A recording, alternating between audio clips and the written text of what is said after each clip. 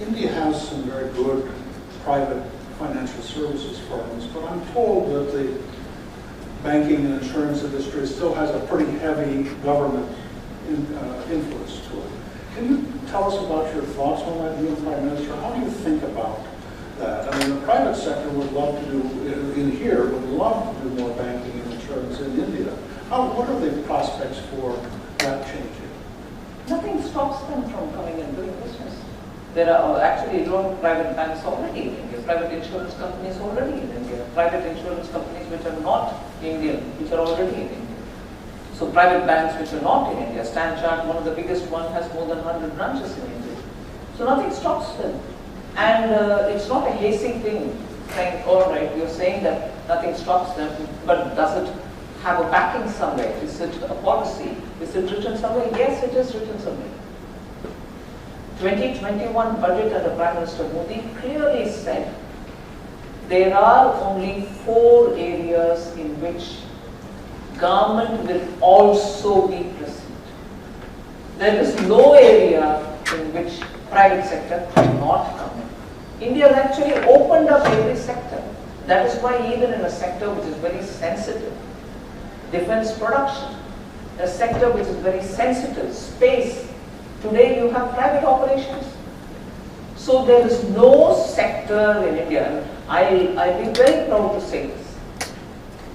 India suffered for, first of all, India has a lot of entrepreneurs. It's always had small, medium entrepreneurs, some large entrepreneurs. Even during the repressive colonial British rule, you had Indian large corporations somehow managing to survive and do business and grow.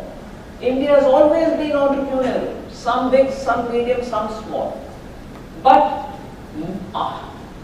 I'm getting into a politically sensitive bit, but I will still say, much more than even during the British period.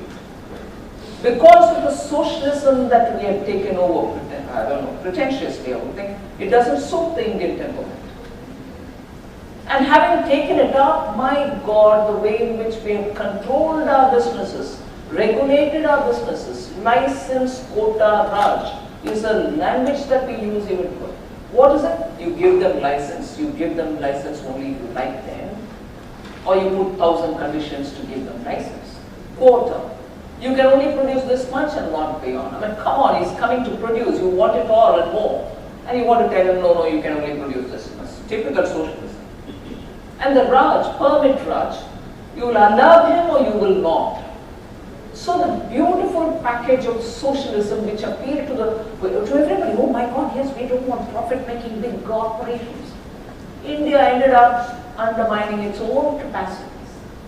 And not till Prime Minister Modi could anyone say, in order to promote businesses, we'll invite businesses to India, we'll invite Indian businesses also to be bold and taking risk, and we will give them a red carpet. In fact, it was Prime Minister Modi who said, no red tape, but only red carpet for business, because we were full of corruption. And post 2014, until today, let me challenge anyone who's heard any word of corruption in the government.